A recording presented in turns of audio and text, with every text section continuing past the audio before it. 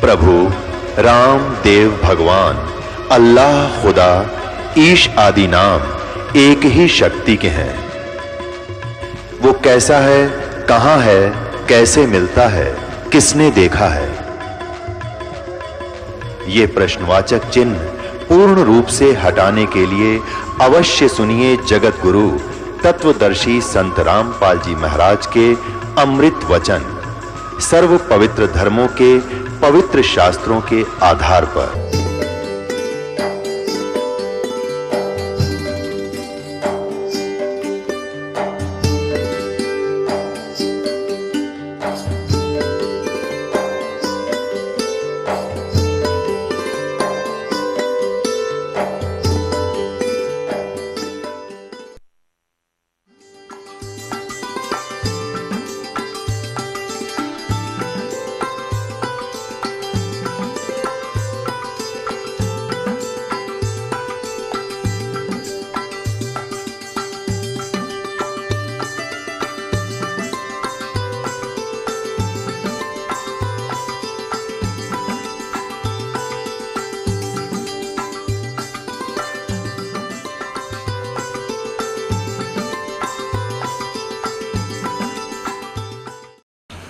बोलो सतगुरुदेव की जय।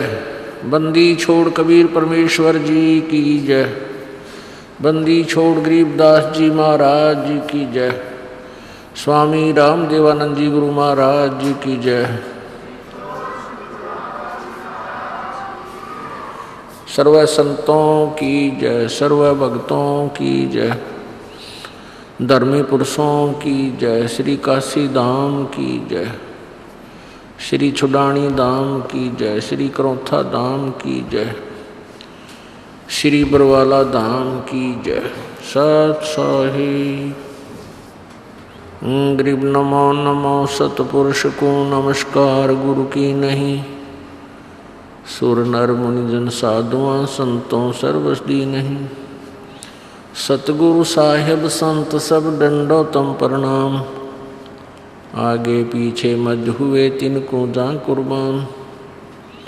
नराकार निर्विषम काल जाल भयभंजनम निर्लेपम निज निर्गुणम अकल अनुबेशोन्दनम। सोहम सुरति समाप्तम सकल समाना नीरतलय उज्ज्वल हिरंबर हरदमम बेपरवा अथा है वार पार नहीं मज्जतम। गरीब जो सुमरे सिद्ध होई गणनायक गलता ना करो अनुग्रह सोई पारस पद परवाना। आदि गणेश मनाऊं गणनायक देवन देवा चरण कमलो लाऊं आदंत करूं सेवा। परम शक्ति संगीतम रिद्धि सिद्धाता सोई अवगत गुण अतीतम सत्य पुरुष निर्मोही जगदम्बा जगदीशम। मंगल रूप मुरारी तन मन अर्पों शीशम भक्ति मुक्ति भंडारी। सुर नर मुनि जन ध्यावे ब्रह्मा विष्णु महेशा शेष सहस मुख गावे पूज्य आदि गणेशा। इंद्र कुबेर सरीखा वरुण धर्म राय जावे समरथ जीवन जी का मन इच्छा फल पावे। 33 कोटि आधारा जावे शेष 88 उतरे भव जल पारा कट है यम की फांसी। 33 कोटि आधारा जावे शेष 88 उतरे भव जल पारा कट है यम की फांसी। कर जोड़ूं विनती करूं धरूं चरण पर शीश। गुरु जी राम देवानंद जी महाराज ने दियो नाम बख्शीश। कोटि कोटि सिजदा करूं कोटि कोटि प्रणाम। चरण कमल में राखियो मैं बांधी जाम गुलाम। कुत्ता तेरे दरबार का, मोतिया मेरा नाम, गले प्रेम की जेवड़ी, जहाँ खेचो वहाँ जाऊं। तो करो तो बावड़ूं, दूर दूर करो तो जाऊं, जो राखो तो ही रहूं, जो देवो सुख। जय इब के सतगुरु मिले, सब दुख आँखों रोए, चरणों ऊपर शीश धरूं, कहूँ जो केड़ी हो। कबीर साईं मिलेंगे, पूछेंगे कुशलात, आद अंत की सब कहूँ, अपने दिल की बात, गुरु जी तुम ना बोलियो, चाहे लाख लोग मिल जाए, हमसे तुमको बहुत है, तुमसे हमको नाई। कबीर तुम्हारे विसारे क्या बने, मैं किसकी शरण में जाऊं। शिव ब्रंच मुनि नारदा, तिनके हृदय न समाऊं। अब गुण किए तो बहुत किए, करत न मानी आरे, बावे बंदा बख्श दियो, बावे गर्दन उतार। कबीर अवगुण मेरे बाप जी, बख्शो गरीब नवाज, जो मैं पूत कपूत हूँ, बौर पिता को लाज। मैं अपराधी जन्म का, नख सिख भरे विकार, तुम दाता दुखे बंजना, मेरी करो संभार।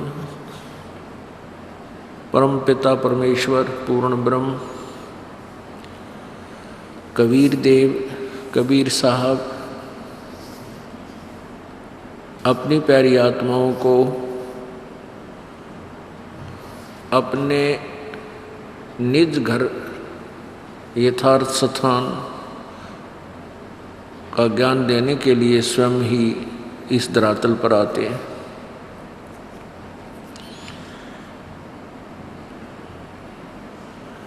वो परमात्मा उस यथार्थ ज्ञान को पुनः जागृत करता है जो काल के दूत अज्ञानी ऋषियों महर्षियों द्वारा छुपा दिया गया होता है, जनसाधारण तक नहीं जाने दिया गया होता है।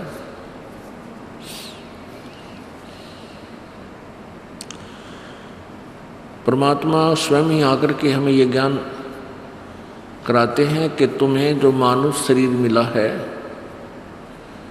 इसका उद्देश्य बहुत ही अलग है जितना तुमने सोच रखा है। हमने क्या सोच रखा होता है, जैसे कि बालक होता है तो बचपन में फिर वो शिक्षा ग्रहण करता है, फिर शिक्षा ग्रहण करता हुआ युवा होता है, माता पिता उसकी शादी विवाह कर देते हैं। शादी विवाह के उपरांत संतान की इच्छा होती है, फिर संतान हो जाती है। संतान की परवरिश जैसे हमारे माता पिता ने हमारी की होती है, ऐसे ही हम अपने बच्चों की परवरिश करना ही अपना कर्तव्य मान लेते हैं। और यहाँ तक विचार होते हैं जैसे पहले जब तक ये तत्व ज्ञान हमें नहीं हुआ था तो क्या देखा करते थे कि बुजुर्ग लोग जो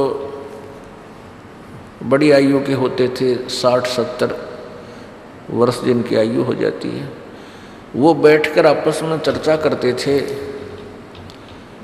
कि अभी हमारे 2 लड़के हैं, 2 लड़की, उनके संतान है, सभी को भगवान ने बेटा बेटी दे रखे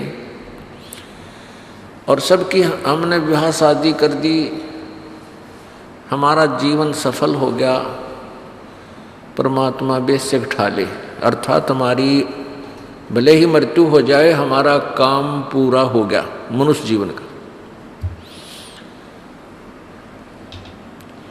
अपुण्यात्माओं, इस तत्व ज्ञान से परमात्मा ने हमें बताया कि जो कार्य तुमने मनुष्य जीवन से करना था वो तो प्रारंभ भी नहीं किया। ये जो कुछ भी आपको प्राप्त हुआ, संतान हुई, मिली या संपत्ति प्राप्त हुई, ये पूर्व निर्धारित था, तेरे प्रारब्ध में लिखा हुआ था, तेरे कर्म में था, वही तुझे प्राप्त हुआ। और जो कार्य तूने करना था वो तो स्टार्ट भी नहीं किया और कहता है कि मेरा जीवन तो सफल हो गया। नहीं, तैने तो मनुष्य जीवन को बर्बाद कर दिया, नष्ट कर दिया। जैसे उदाहरण के लिए बच्चों का जो विवाह हो जाता है तो घर के प्रत्येक व्यक्ति की ये इच्छा होती है, इस तत्व ज्ञान के अभाव से ये सब की यही इच्छा होती है कि भाई हमारे जो है प्रथम पुत्र प्राप्त हो, लेकिन पुत्री हो जाती है। फिर दूसरी आस होती है पुत्र वधू को, तो सबकी यही इच्छा होती है कि भगवान इनका तो पुत्र दे, और वह भी बेटी हो जाती है। तीसरी बार फिर सोचता है कि भगवान इनका जरूर सुनेगा और वह भी बेटी होगी, चौथी भी बेटी होगी, 5वीं भी लड़की होगी और आगे बात बंद होगी। तो पुण्यात्माओं, ना तो हमारा चाहा हुआ ना हमारा किया हुआ, वही हुआ जो प्रारब्ध में, जो किस्मत में, जो भाग्य में परमात्मा ने लिखा था। इस मनुष्य जीवन से हमने क्या करना चाहिए था उसका ज्ञान नहीं हुआ।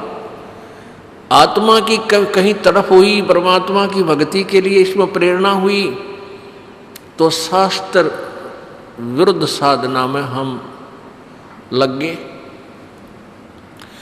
तो वो शास्त्र विधि को त्याग कर जो मनमानी पूजाएं हम करते थे वो यूजलेस थी, व्यर्थ थी। गीता जी अध्याय नंबर 16 के श्लोक नंबर 23 में प्रमाण है कि शास्त्र विधि को त्याग कर जो मनमाना आचरण करते हैं, अपनी मर्जी से पूजाएं करते हैं, कोई कुछ करता है, कोई कुछ करता है, कोई मंदिर में, कोई मस्जिद में, कोई गुरुद्वारे में, कोई चर्च में, या कोई अन्य साधनाएं, किसी अन्य मंत्र का जाप करते हैं,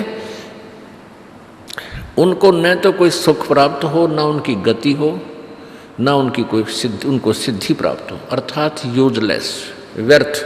तो परमात्मा हमें क्या बताया करते थे भाई, मानुष जन्म पाए कह नहीं रटे हरि नाम, जैसे कुआं जल बिना बनवाया क्या काम। मनुष्य जीवन प्राप्त प्राणी यदि परमात्मा की भक्ति नहीं करता है, वो ऐसा शरीर है उसका, ऐसा जीवन है जैसे कोई कुआं है और कुएं में जल है नहीं। उसका जो स्ट्रक्चर बहुत सुंदर बना हुआ है, पक्का बना रखा है, ऊपर सारे साजबाज लाग रखे हैं, बाल्टी भी टांग रखी है, लेकिन वो जल है नहीं। उसका नाम भले ही कुआं है पर गुण कुएं के नहीं उसमें। ऐसे ही जो मनुष्य शरीर प्राप्त करके प्राणी परमात्मा की भक्ति नहीं करते, उनका मनुष्य नाम अवश्य है लेकिन खाली खोखा, यूजलेस है उसका जीवन। परमात्मा हमें क्या बताते हैं, मानुष जन्म दुर्लभ है, ये मिलन बारंबार। जैसे तरवर से पत्ता टूट गिरे वो बोहर न लगता डारे।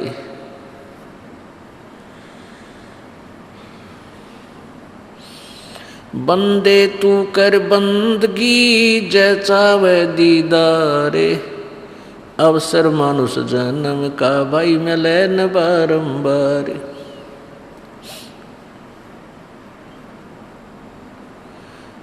राम रटत कन्या भली साकट भलो न पूत। जैसे छेरी के गल में गल थना जिसमें दूध न मूत। राम रटत कोढ़ी भलो हो चू चू पड़े जो चामे।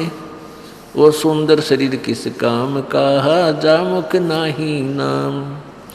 कबीर राम रटत दारिद्र भलो हो टूटी घर की छान। वो सुंदर महल किस काम के जहाँ भक्ति नहीं भगवान।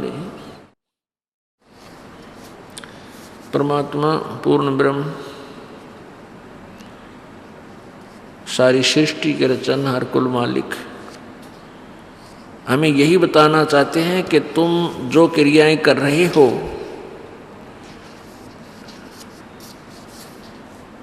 ये तुम्हारी मनुष्य जीवन के पूर्ण कार्य नहीं है। कहते हैं राम रटत कन्या भली और साकट बला न पूत।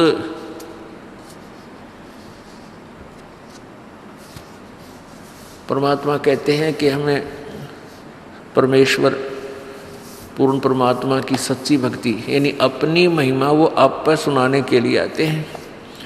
कहते हैं यदि भक्ति सच्ची साधना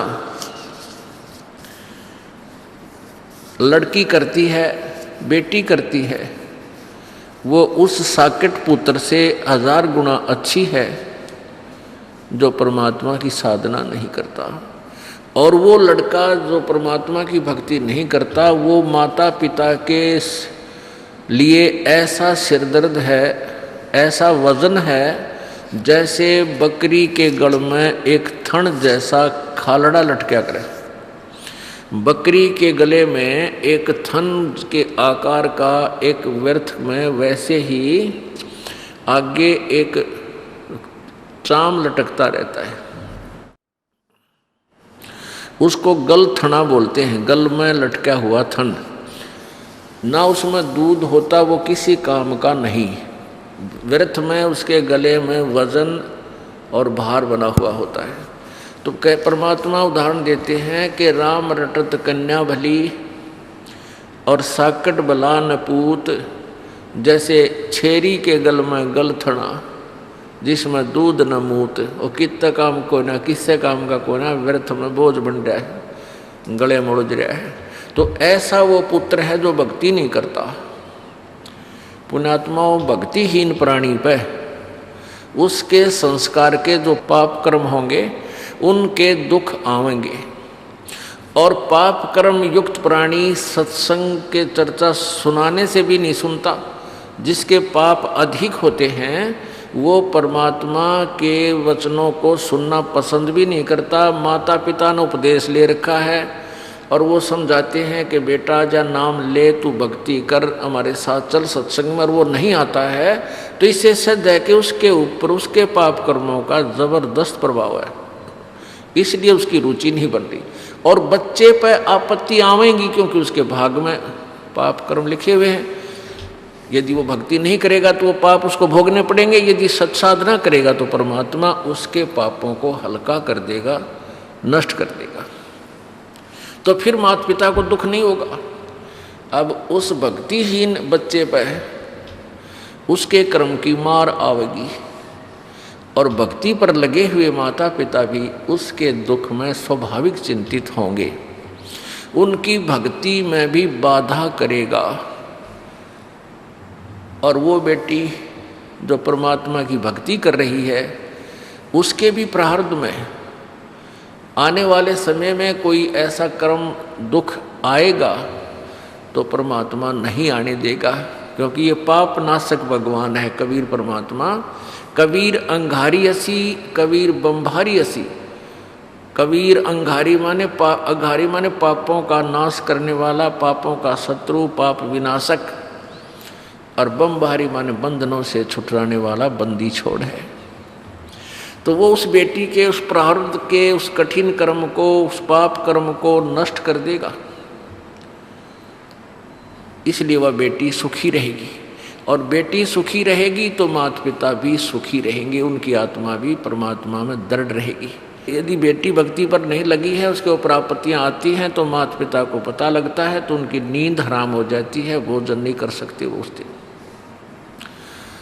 तो इसलिए परमात्मा कहते हैं कि राम रटत कन्या भली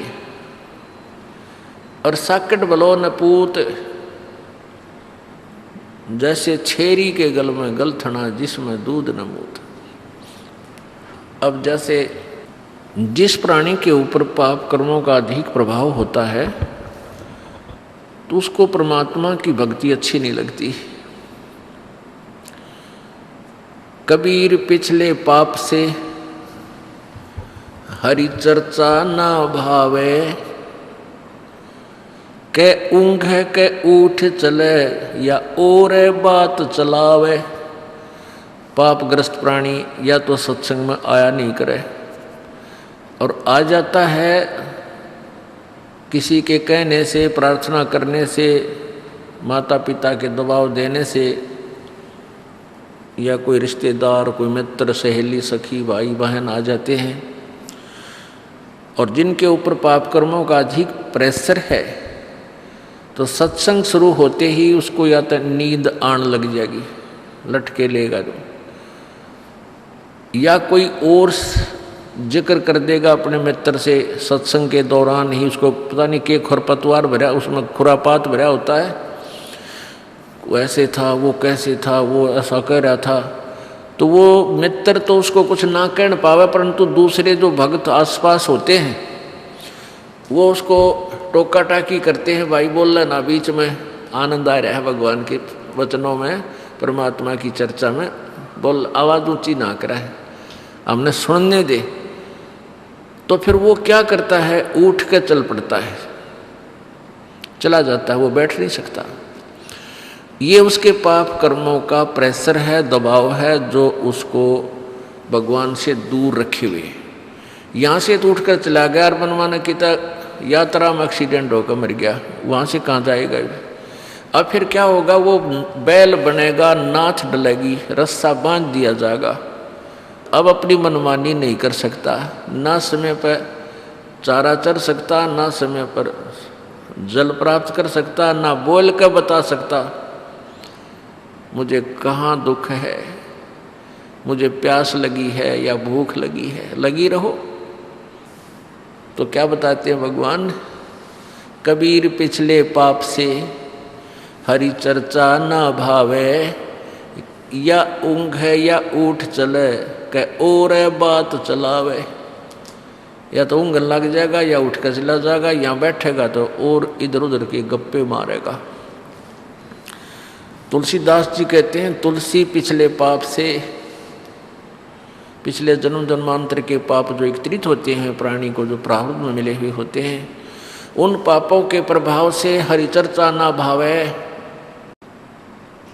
जैसे जबर के बेगते भाई भूख पैदा हो जाए। जिस प्रकार किसी व्यक्ति को मलेरिया हो गया हो, मलेरिया जबर हो जाए, उसको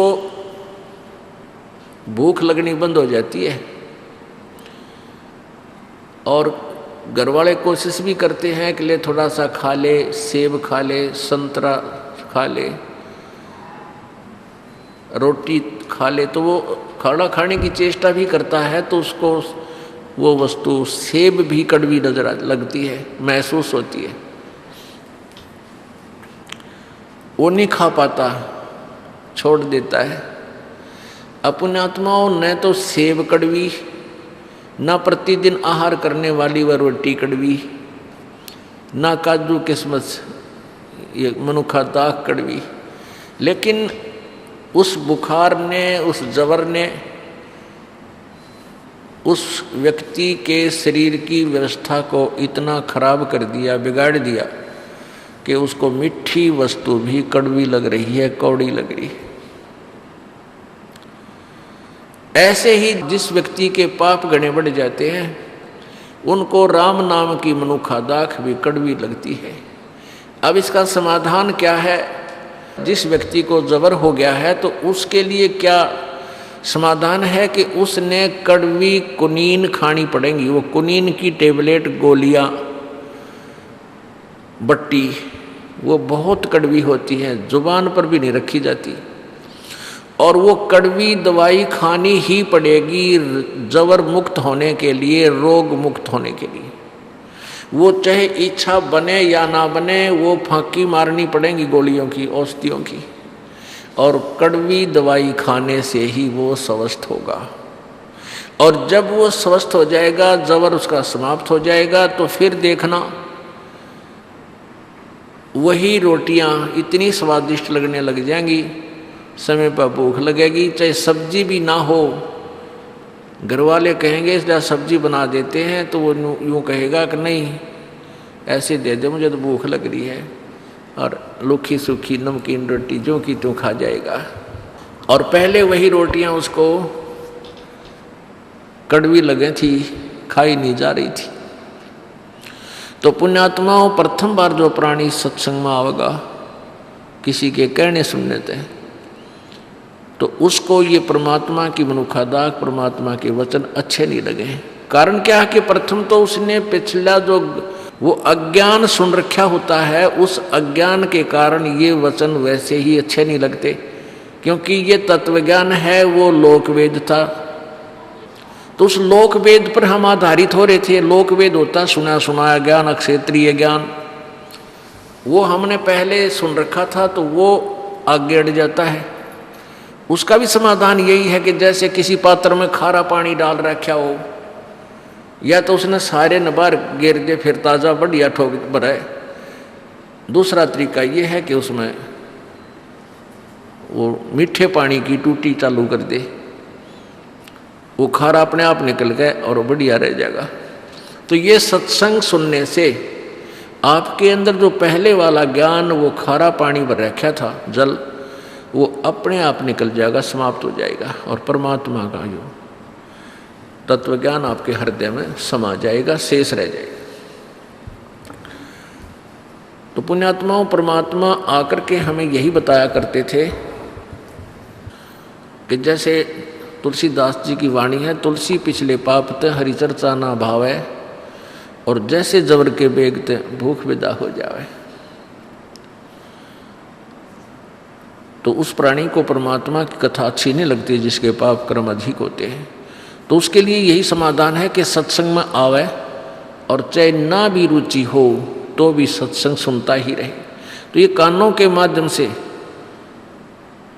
ये कानों के माध्यम से ये परमात्मा की टेबलेट, ये दवाई, ये औषधि अंदर जाएगी और अंदर के उस पाप रूपी जबर को नष्ट करेगी। और फिर देखना आपकी क्या दशा हो जाएगी। आप सत्संग जब प्रारंभ होगा, सत्संग का के दिन निकटावेंगे, आप घर पर होगे तो ताला बेली लाग जाएगी, हे भगवान कोई बाधा ना आ जा। और आप 100 किलोमीटर, 200 किलोमीटर आकर के सत्संग सुनोगे। और पहले यही वचन आपको सुनने को रुचि नहीं बनती थी, आप सुनकर भी सुनने की इच्छा नहीं होती थी। और आसपास भी कहीं सत्संग, जैसे यहाँ बरवाला के अंदर सत्संग हो रहा है और यहाँ के लोग नहीं आ पा रहे क्योंकि उनका जबर हो रहा है, उनको ये ज्ञान मिला नहीं। और आप जी कहाँ से आ जाते हो? 100 किलोमीटर से, 200, 500, 1000 किलोमीटर से, और परमात्मा की चर्चा सुनते हो, क्योंकि आपके पाप कर्मों का वो बुखार, वो जबर, वो कम हो गया, वो नरमा गया, बहुत कम हो गया, समाप्त हो गया। अब आपको कितनी रुचि बन गई। तो इसलिए परमात्मा हमें याद दिलाते हैं कि राम रटत कोढ़ी भलो, कोढ़ी कुष्ठ रोगी, राम रटत कोढ़ी भलो, चो चो पड़े जो चाम, वो सुंदर शरीर किस काम का, जिस मुख नाही नाम। कहते हैं वो सुंदर शरीर किस काम का जिसमें परमात्मा की चर्चा नहीं है। और राम रटत एक रोगी कोढ़, सबसे मतलब घृणित रोग है कोढ़। कहते हैं कोढ़ी भी अगर भक्ति कर रहा है तो सुंदर शरीर वाले से असंख्य गुणा पुण्यभागी है। क्योंकि जो आज स्वस्थ है, आज खूब पैसे हैं, बढ़िया व्यवस्था है, अच्छी कोई पोस्ट प्राप्त है या धन संपत्ति संतान बहुत अच्छी है, तो वो पिछले पुण्य है उस प्राणी के। और एक दिन क्या होगा कि वो पुण्य नष्ट हो जाएंगे। जैसे पहले आपने अपने मोबाइल फ़ोन की या वैसे इन्वर्टर की बैटरी आपकी चार्ज है, तो वो बैटरी चार्ज है और फिर चार्जर उस पर लगा नहीं रखा, तो जब तक वो बैटरी चार्ज है उससे पंखे भी चलेंगे, बल्ब भी जग रहे होंगे, ट्यूब भी जग रही होंगी और आपका काम खूब चल रहा है और आपको कोई परवाह नहीं, आप निश्चिंत हैं। और जिसमें वो बैटरी जो पहले की चार्ज थी वो डिस्चार्ज होगी, एक ही दम एक ही समय में सभी सुविधाएं बंद हो जाएंगी। तो ऐसे ही पुण्यात्माओं, जो पुण्यात्मा पिछले पुण्यकर्मी प्राणी हैं, उनको आज संतान भी अच्छी है, उनकी अच्छी व्यवस्था भी होगी है, विवाह शादी भी अच्छी जगह होगी है और साथ में उनकी नौकरियां बिजनेस भी ठीक हो गए हैं, तो वो पुण्यकर्मी प्राणी हैं। लेकिन यदि वो साधना नहीं कर रहे हैं तो अपने पुण्यों को वो नष्ट कर रहे हैं। वो तो होने ही है, वो नष्ट तो वो तो प्रयोग होने ही है। और भविष्य में उन्होंने चार्जर नहीं ला रखा, भविष्य की साधना नहीं करे। यदि कोई भक्ति कर भी रहा है और शास्त्र विधि रहित कर रहा है तो भी यूजलेस है। और जो एक गरीब व्यक्ति है, राम रटत दारिद्र भलो, टूटी घर की छान, वो सुंदर महल किस काम के, जहाँ भक्ति नहीं भगवान। एक गरीब आदमी बहुत ही निर्धन, जिसके पास एक घास फूस की झोपड़ी है ऊपर मकान के स्थान पर, और उसके इतनी उसके निर्धनता है कि उसकी छान भी खंड मंड सी हो रही है, टूटी हुई जगह जगह से। कहते हैं यदि वो भक्ति कर रहा है तो उस सुंदर महल वाले व्यक्ति से जो साधना भक्ति यथार्थ नहीं कर रहा, कहते हैं वो बहुत अच्छा है। क्योंकि जो सुंदर महल वाला है, अच्छा स्वस्थ शरीर है, सुंदर शरीर वाला है, भक्ति से यथार्थ नहीं कर रहा है, तो वो अपने पुण्यों को ही खा रहा है, बर्बाद कर रहा है, भविष्य की तैयारी नहीं कर रहा है, भविष्य के पुण्य साधना नहीं कर रहा है। तो वो तो लास्ट में बहुत दुख होगा, 84 लाख योनियों में पशु पक्षियों की योनियों में जाएगा। और जो आज गरीब व्यक्ति है उस इतना कि उसके मकान भी ढंग का को नहीं और कोर्ट भी लाग रहा हो किसी को, कहते हैं वो अपने भविष्य की भक्ति कर रहा है। और परमात्मा की भक्ति से रोग भी दूर होता है, दारिद्र भी यानी ये टोटा भी दूर होता है। तो एक दिन वो बात भक्ति कर रहा है जो गरीब और दुखी व्यक्ति, एक दिन वो तो सुखी होगा। और जो आज सुखी नजर आते हैं, जो भक्ति यथार्थ नहीं कर रहे हैं, वो महादुखी होंगे। पुण्यात्माओं, सत्संग में आने से हमें पता लगता है कि हम जो क्रिया कर रहे थे ये कैसी थी, ये कहाँ तक ठीक थी। क्योंकि हम जब तक सत्संग में नहीं आएंगे, परमात्मा के तत्व ज्ञान को नहीं सुनेंगे, तो हम अपने कर्मों को, चाहे कोई शराब पीवे है, चाहे कोई हुक्का पीवे है, तम्बाकू प्रयोग कर रहा है, और चाहे कोई डाके मार रहा है, कोई चोरी कर रहा है, कोई और बकवाद करता है, चाहे कोई कसाई का काम करता है, तो उस काम को बुरा नहीं मान रहा हो। यदि उसने बुरा मान रखा हो तो उसने करे को ना, उसी दिन त्याग देगा। तो उसने उस काम, जो कर्म को वो कर रहा है, उसने अच्छा मान के कर रहा है। लेकिन अच्छे और बुरे का तो परमात्मा के विधान की तुलना से पता चलेगा। परमात्मा के विधान का ज्ञान होगा सत्संग में आने से, और वो भी केवल सतलोक आश्रम बरवाला में आने से। अन्य सत्संगों में ये ज्ञान आपको नहीं मिल सकता। पुण्यात्माओं, समस्या यही आई हुई है कि जो भी पुण्यात्मा पहली बार इस ज्ञान विचार को सुनता है, वो ये सोचता है कि ये रामपाल अपने आप को महाविद्वान मान रहा है और अपने बराबर किसी ने नहीं समझता। ऐसी कोई बात नहीं है। लेकिन इतना ये दास दावे के साथ कह सकता है कि तत्व ज्ञान इस पृथ्वी पर, इस ब्रह्मांडों में नहीं है जो दास के पास है। और कुछ दिन में आप भी इतने सियाणे हो जाओगे, बुद्धिमान हो, इस ज्ञान से इतने परिपक्व हो जाओगे कि आप भी तुलना करने लग जाओगे। ये वचन जो आज आपको कड़वे लगे हैं, एक दिन आप आंखों में आंसू बहाकर कहोगे कि फिर संत ठीक कह रहा था। परमात्मा भी कहा करते थे, जैसे गोरखनाथ जी से प्रभु ने कहा था कि तेरी साधना गलत है, तू ऐसे ऐसे काल के जाल में है। गोरखनाथ जी ने कहा था कि तुम मेरा वचन मोए कड़वा लगे, तो परमात्मा ने कहा था कड़वा लगे सो मीठा होई, हमारी बात पतीजे जोई। कि आज तुझे जो कड़वा लग रहा है, ये मेरी बात पे विश्वास करेगा तने मीठी हो जाएगी ये बात। यही तो पुण्यात्मा, जो सत्संग है ये इसलिए हमारा ज्ञान जो है आपको एकदम खटकता है कि आपने पहले अज्ञान भर रखा अपने अंदर सारा।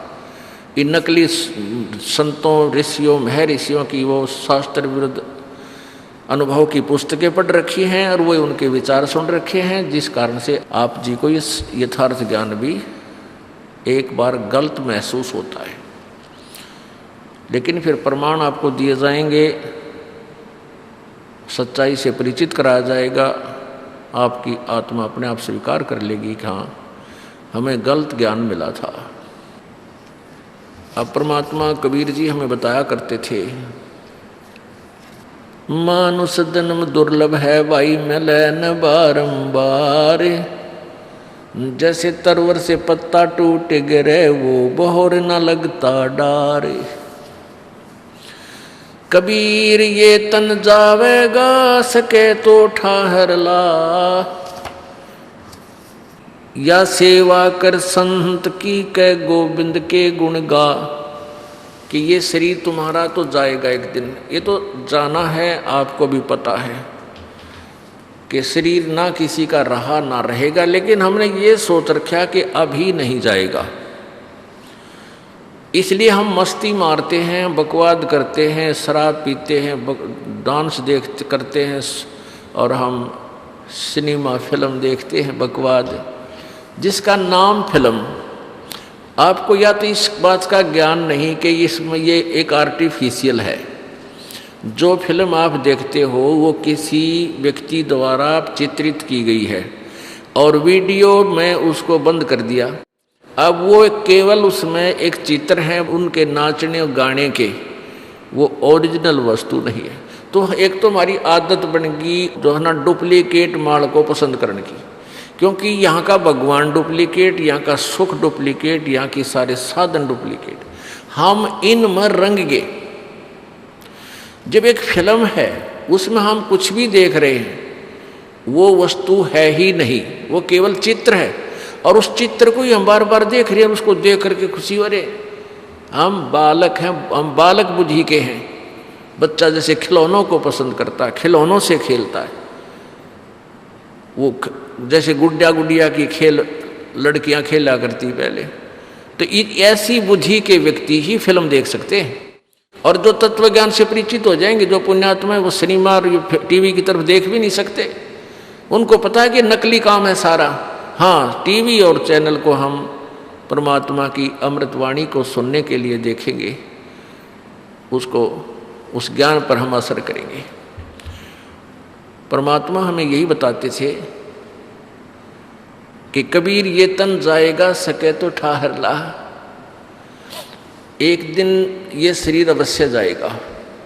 लेकिन हम अभी ये सोच रहे हैं कि अभी नहीं जाएगा, क्योंकि जो बच्चा अभी उत्पन्न हुआ है उसको तो चिंता नहीं मान रहा, हो तो बालक है, युवा हो गया तो उसके सामने और दूसरा इतिहास शुरू हो जाता है, ब्याह हो गया, शादी होने, फिर कोई धंधाकरण की, कोई इस प्रकार के 100 तरह की उसमें क्रियाओं में लग जाता है। और वो ये सोचता है कि मेरी मृत्यु अभी नहीं होगी, 100 साल बाद होगी। 100 वर्ष की तो आयु प्रत्येक व्यक्ति बांधकर जी रहा है, लेकिन वो भूल जाता है जो छोटी आयु में मृत्यु को प्राप्त हो रहे हैं, कोई रोग से, कोई एक्सीडेंट से, किसी अन्य कारणों से, कोई डूब कर मर गया, किसी ने करंट लग गया, कोई और कारण हो गया, तो वो भी व्यक्ति यही सोचकर जी रहे थे कि हम अभी नहीं मरेंगे। जैसे आपने पीछे समाचार सुना था कि मंगोलिया देश का पूरा कैबिनेट, यानी पूरे मंत्री, मुख्य वहाँ का प्रधानमंत्री और सारे उनके सपसलार उसका वहाँ बैठे थे एक विमान में, और किसी दूसरों का शोक व्यक्त करने जा रहे थे जो किसी तूफान में मर गए थे, और एयर क्रैश हो गया, एक्सीडेंट हो गया, जहाज का, एरोप्लेन का एक्सीडेंट हो गया, सारे के सारे मर गए। एक ही सेकंड में सबका जो है ना वहाँ आड़चाम भी नहीं पाया। परमात्मा हमें याद दिलाते हैं भक्ति करने के लिए कुछ आंकड़ों को आपने नोट करना पड़ेगा, उनको आधार बनाना पड़ेगा। जैसे एक समय एक भक्त अपने गुरुजी के पास जाता था और गुरुजी सत्संग में सुनाया करते थे कि मौत विचारी बावड़े तन चाड़ा कर दिया कौन, तन मिट्टी में मिल जाएगा जो आटे में लौट। भक्ति करो भाई परमात्मा तो डर के रहो। तो ऐसे ज्ञान भी सुनाते थे, लेकिन हम परमात्मा के विचारों पर ध्यान 10% ही दे पाते हैं, 90% फिर भी अपनी ही सोच से चलते हैं। तो इसलिए धीरे धीरे कुछ फिर बढ़ जाती है, 20% पर आ जाओगे, कुछ दिनों में फिर 30 पर आ जाओगे, फिर 50% भी आप अमल करने लग जाओगे तो भी आपका बेड़ा पार हो जाएगा। तो वो व्यक्ति आता था, गुरुदेव से चर्चा करता था, और उसके पास अच्छा पैसे वाला था, साहूकार था, धनी व्यक्ति था। गुरुजी के पास जाता था, 1 दर्जन केले, 2-4 किलो सेब, 2-4 किलो संतरे ये ले जाता था, और कभी कभी दूध भी ले जाता था। और भी श्रद्धालु आते थे, दूध ले आते थे, कोई फल लाता था गुरुजी के वहाँ आश्रम में। लेकिन गुरुजी पतले दुबले से थे, तो वो साहूकार सेठ जो धनी था वो कहता था, गुरुदेव आप फल आहार करा करो, दूध पिया करो। तो गुरुजी कहते थे, भाई मेरा खाया ना जाता, जिसा खाया जाता बेटा ले लेता हूँ।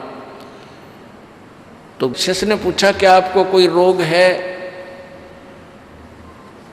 गुरुदेव ने कहा, भाई शारीरिक रोग नहीं।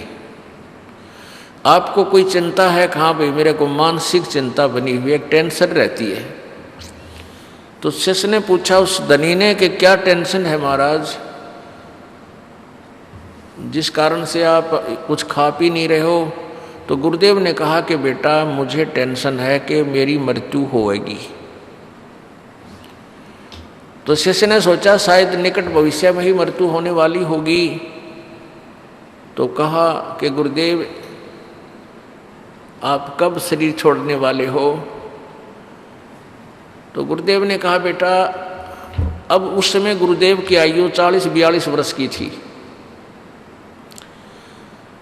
तो गुरुदेव ने कहा कि मेरी मृत्यु 80 वर्ष के उपरांत होएगी। जब मेरी 80 वर्ष की आयु हो जाएगी तब मेरी मृत्यु होगी। 80वें वर्ष में जब मैं होऊंगा उस समय मेरी मृत्यु होगी। और अब वर्तमान में आपकी कितनी आयु है गुरुदेव? गुरुजी ने बताया, भाई मैं 42वें वर्ष में चल रहा हूँ।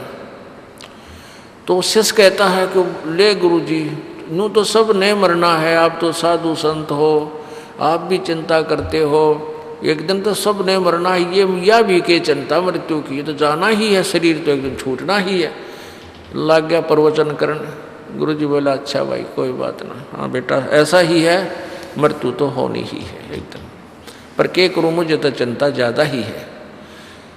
तो उठ कर चलता चलता, साधु संतों को क्या चिंता होती है, मस्त रहा करो, खा पिया करो और दूध रखा, फल रखे। वो दो जब भी आवे, जब ये प्रवचन सुनावे। अब गुरुजी ने सोचा ये रोज दुखी करेगा, इस अकल तो इसमें है नहीं। क्यों हम गुरुजी को सलाह देने लग जाते हैं तो हम गुरुजी बन गए गुरुजी के, तो ये भक्ति मार्ग में फाउल पॉइंट है। क्योंकि गुरुजी जो बोल रहे हैं उसको बालक नहीं सोच सकते, आप बच्चे हो, बुद्धि कमजोर है आपकी। उस संत का एक राजौसी नगरी का राजा शिष्य था, वो बहुत आदर करता था संत का।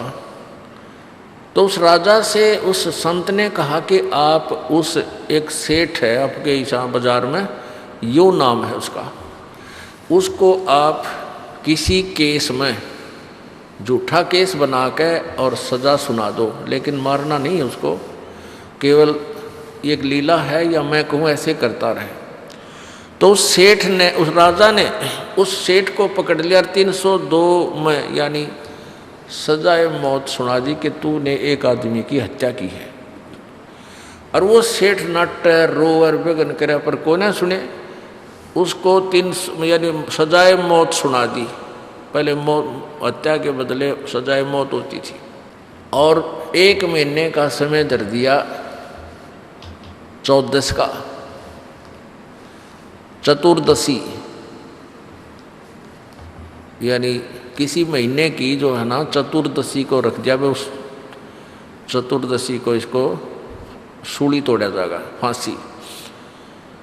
और गुरुजी ने ये कहा था कि जब इसको कहीं बंद करो कोठड़ी में, कैद में इसको रखो, तो इसके पास दूध के पात्र भरे हों, 5-4 किलो दूध रखा रहे, और सेब संतरे काजू किशमिश बहुत संख्या में इसके पास होने चाहिए। तो राजा ने अपने गुरुदेव के आदेश अनुसार जिस कोठड़ी में, जिस कैद में, जिस अलग से कमरे में उसको बंद कर रखा था, उसमें दूध और सेब संतरे नारे नारे अलग अलग टोकरियाँ में रखे, रोज़ ताजे बदल दें। जब रह लिए 4 दिन उस 14 के, अबू लाला जी अच्छा मोटा तगड़ा सेठ थी, सूख के कति अस्थि पिंजर हो गया उसका।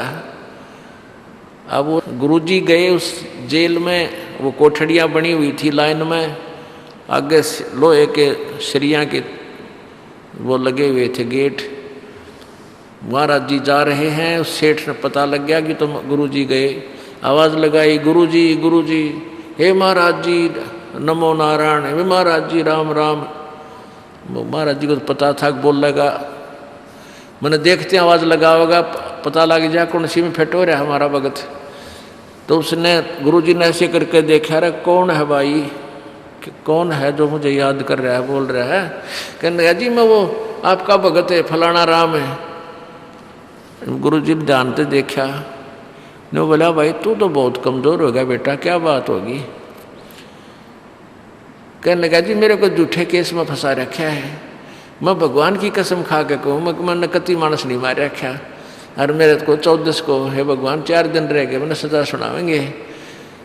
महाराज जी बोले भाई रोट के मैं खाना खूना नहीं खाता, तो बहुत वीक हो गया रहे, ये सेब संतरे दूध खाया नहीं करे, तू बहुत कमज़ोर हो गया। अग महाराज जी मुँह की तरफ भी ना करा जाता, कति रुचि नहीं बनती, मन तो 14 दिखा है 14 से। परमात्मा बोले भाई खाया पिया कर कोई बात ना, मरना से बेटा सब ने एक दिन मौत आनी है बेटा, ये मौत की भी क्या चिंता है भले आदमी, तू मेरे तन्यों क्या करता। महाराज जी खाओ पियो मौज करया करो, और मौत या तानी है सबकी, तो बेटा 14 तो सबकी आनी है, क्यों चिंता कर रहा तो। हे महाराज जी कति बचा लो मर गया कति छोटे बालक से। तब गुरुदेव ने कहा बेटा जैसे तुझे या 14 दिखाई देती है, और तेरे कलेजा बाहर ना रहा, ना ये खाने जी करता, ना कि मैं पीने को दिल करता। ऐसे ही मुझे 80 साल 80वां वर्ष दिखाई दे रहा है कि वो दिन आवेगा। इसलिए मैं अपने मालिक ने याद गणा करता हूँ, मुझे बकवाद अच्छी ना लगती। जैसे आज तुझे यहाँ कोई राग निकाल लो, चाहे फिल्म चला लो और चाहे कितने डांस कर लो, तेरी रुचि नहीं बन सकती। या कहाँ जी नहीं बन सकती। जब राजा को बुलाया, छोड़ दे तो तुम्हारा भगत है, यूँ गलती नहीं कर सकता। वो तो उनकी बतलाई हुई बात थी, राजा ने बरी कर दिया और चरण पकड़े। परमात्मा बोले, ईब सुना, क्या हाल है तेरा? अगजी कति ना तो 2 नंबर का काम करूँगा हैं, और कद्दे भी मिलावट नहीं करूँगा, इतनी तो मैं गलती बहुत करूँ था। तो बेटा तेरे को सुधारना भी था, तो आवे था, चलो दान कर गया, उसके बदले धन दे देता भगवान। तो दूना माच रहा था और नरक में जाना था तुझे। और ऐसे याद रख, ना विरापत्ति किस कारण से कब से आ जाए तेरे ऊपर, और मालिक की शरण में रहेगा तो बचाव बनेगा। तो परमात्मा हमें क्या बताया करते थे? कबीरा ये तन जावेगा और सके तो ठाहर लाए, या सेवा कर सतगुरु की, एक सेवा कर सतगुरु की और गोविंद के गुण गाए। कहते हैं ये तन तो जावेगा, मृत्यु होगी, अवश्य होगी, ना कोई रहा इस शरीर में, ना ही रह पावेगा, क्योंकि ये गंदा लोक है, ये रहने का स्थान नहीं है। ये इसलिए शरीर आपको दिया गया है कि इस मिट्टी से आप सोना बना सकते हो। इस मिट्टी से, इसमें राम सतनाम का बीज बीज के और धर्म आदि ये 500 यज्ञ की सिंचाई करके आप इसे मोक्ष रूपी ये फल प्राप्त कर सकते हो। यदि ये नहीं कर सके तो ये यूजलेस है, ये मिट्टी में मिट्टी एक दिन मिल ही जानी है।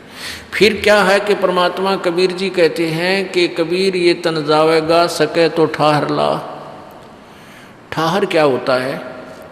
एक सपोर्ट। जैसे पहले पुराने समय में हमने देखा, घर कच्चे होते थे, मकान कच्चे मकान थे, मिट्टी की ईंटों से बने हुए, ऊपर से मड प्लास्टर होता था, यानी गारा का प्लास्टर कर दिया करते थे, और उसमें ऊपर कड़ी होती थी, कड़ी लकड़ी, इसकी काठ की लकड़ी की कड़ी होती थी, छोटे छोटे वुडन बैटन बोल रहे हैं जिसको, और एक सतीर होता था, वुडन बीम। तो कई पुराने मकानों में वो बीम जो होता था, सतीर, वो क्रैक हो जाता था, और उसके नीचे क्या करते थे वो घर वाले, एक और मोटी कड़ी, मोटी बली बोले हैं, बली, ये जैसे बल्ली बोले हैं, बल्ली, ऐसी मोटी बल्ली, और नीचे एक प्लेटफार्म सा बना के या कोई पत्थर उत्थर मजबूत रख के जमीन पे, और उस बल्ली ने उसके नीचे सपोर्ट दे देते थे। जहाँ से वो क्रैक हो गया, वो सतीर जहाँ से टूटने वाला था, गिर जाना था, उसने सारी छत गिर जानी थी, मकान गिर जाना था, तो उस एक ठाहर ने, उस एक सपोर्ट ने, उस बल्ली ने उस सतीर को सहारा दे दिया, वो गिरा नहीं, टूटा नहीं। और वो बल्ली से बनवाने 20 वर्ष निकल जाए उसके, वो छातनियों की न रुकी। तो परमात्मा कहते हैं, हो सकता है कोई प्रारब्धवश, आपके संस्कारवश आपकी मृत्यु होने वाली है, और छोटी उम्र में होने वाली है, 20 वर्ष में, 30 वर्ष में, 40 वर्ष में। यदि आपने परमात्मा की शरण ग्रहण कर रखी है, कबीर परमेश्वर की,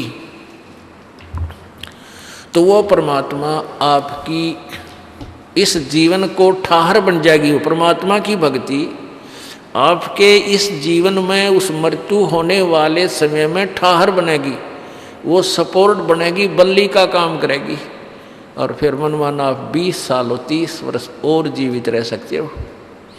तो परमात्मा कबीर जी कहते हैं, कबीर ये तन जावेगा, सके तो ठाहर लाए, एक सेवा कर सतगुरु की और गोविंद के गुण गाए। यानी इसको रोकने के लिए, इस जीवन को उस आगे एक्सटेंशन भी चाहता है, तो परम संत की शरण में आ सेवा कर, यानी सेवा का तात्पर्य है कि उसके जैसे भी वो आदेश दें उसी प्रकार सत्संग सुन, यहाँ आकर के दान पुण्य जिसा तेरे हाथ से बनाकर और भक्ति जो उसने उपदेश दिया है सच्चा, उसका जाप करो। इससे तेरी आयु भी एक्सटेंड हो जाएगी। अब जैसे ये ज्ञानहीन व्यक्ति थे जिन्होंने भक्ति का ज्ञान नहीं, परमात्मा को पहचाना नहीं, ऋषि महर्षि की पदवी पा गए, उन्होंने पूरे समाज को उल्टा घुमा दिया। अब जैसे कोई व्यक्ति दुखी है, संस्कार के यानी पाप कर्म, देखो पुण्य से सुख होता है प्राणी को और पापों से दुख होता है, अंडरस्टूड है, ये तो प्रत्येक ने बेरा है। जो आदमी घना दुखी हो जाता है तो अपने आप कहता है बुद्धिमान व्यक्ति कि भाई मैंने पिछले जन्म में घने पाप कर रखे, मैंने पिछले जन्मों में घने दोष कर रखे, अपराध कर रखे, आज मेरे ऊपर आपत्ति पर आपत्ति आ रही है, मेरा राम रूस गया। और जिसके सब सुख हैं, अच्छी व्यवस्था है, बच्चे भी ठीक हैं, पूरी संतान संपत्ति है, तो आम व्यक्ति भी नो क्या करें, भाई ये तो घना पुण्यकर्मी प्राणी है, यानी घने अच्छे कर्म कर रहा है पिछले जन्म।